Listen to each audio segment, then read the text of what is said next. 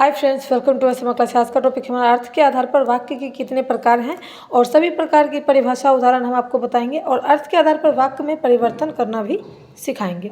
अर्थ के आधार पर वाक्य के 8 प्रकार हैं, जैसे कि आपको दिखा दे विधानवाचक, निषेधवाचक, प्रश्नवाचक, इच्छावाचक, संदेहवाचक, आज्ञावाचक, संकेतवाचक और है 8वां है विषमयादि वाचक। ठीक है, तो इस सब की परिभाषा भी हम आगे आपको दिखा रहे हैं। जैसे कि विधानवाचक, जिस वाक्य के द्वारा किसी काम के करने या होने का बोध हो उसे हम विधानवाचक कहते हैं। जैसे कि सुरेखा पत्र लिख रही है, यानी कि काम का करना। निषेधवाचक, यानी कि जिस वाक्य में किसी काम के ना करने का बोध हो उसे हम निषेधवाचक कहते हैं, यानी कि नकारात्मक वाक्य कहते हैं। जैसे कि सुरेखा पत्र नहीं लिख रही है, यानी कि काम का ना करना इसमें आ रहा है। जैसे प्रश्नवाचक, तो जब वाक्य में प्रश्न किया जाए, यानी कि तुम्हारे साथ कौन था, तो ये क्या हो जाएगा हमारा प्रश्नवाचक। जैसे इच्छावाचक, जिस वाक्य में इच्छा यानी कि आशीर्वाद, शुभकामनाएं आदि का बोध हो उसे हम इच्छावाचक कहेंगे। ठीक है, वाक्य।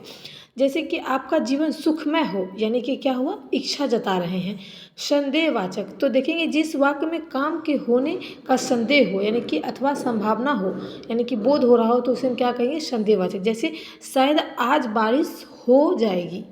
ठीक है, तो आज्ञावाचक दिखते हैं 6ठा नंबर, जिस वाक्य में आज्ञा यानी कि आदेश या फिर विनय का बोध हो उसे हम आज्ञावाचक कहते हैं। जैसे सभी छात्र खड़े हो जाओ, यानी क्या हुआ, आदेश मानना, यानी कि शिक्षकों का आदेश है। कृपया शांति से बैठो, यानी कि विनय करना, यानी कि आप सब बैठ जाओ। संकेतवाचक, जिस वाक्य में एक क्रिया का होना दूसरे क्रिया पर निर्भर करता है, जो काम है वो दूसरी क्रिया पर निर्भर करता है, उसे हम संकेतवाचक कहेंगे। जैसे कि जब दिनेश आएगा तब हम सब देहरादून चलेंगे, यानी कि ये संकेत है। विषमयादि वाचक, तो ये जो है ये इसमें हर्ष और शोक ये सब प्रकट होता है। जैसे कि बेचारा लूट गया, यानी कि शोक।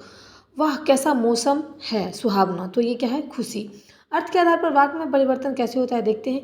इमारा और इरशद हज पर जाएंगे, यानी कि विधानवाचक, यानी कि काम हो रहा है, तो काम का नहीं होना निषेधवाचक, यानी कि हज पर नहीं जाएंगे। ठीक है, तो निषेधवाचक। क्या इमारा और सईद हज पर जाएंगे, प्रश्नवाचक है। ठीक है, तो इसमें दूसरा नंबर में क्या, हज करना चाहिए, यानी कि वो दोनों को हज करना चाहिए, ये हमारी इच्छा है। ठीक है, इमारा और शहीद हज की यात्रा कर आओ, यानी कि ये हमारी आज्ञा है, आज्ञा का पालन करो। ठीक है, शायद इमारा और इरशद हज से आ गए होंगे, ये क्या है, ये संदेहवाचक है।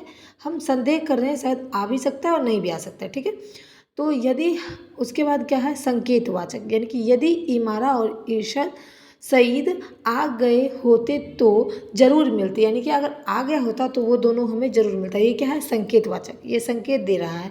वह इमारा और सईद का हज पूरा हुआ, यानी कि विषमयादि वाचक, यानी कि खुशी, यहाँ पर खुशी प्रकट होता है, तो विषम में वाचक। ठीक है, यहाँ पर इस टाइप के वाक्य हैं। अगर आपको वीडियो कैसा लगा प्लीज़ मुझे कमेंट करके बताएं। कुछ पूछना हो तो कमेंट करें, लाइक करें, शेयर करें, सपोर्ट करें। Thanks for watching my video.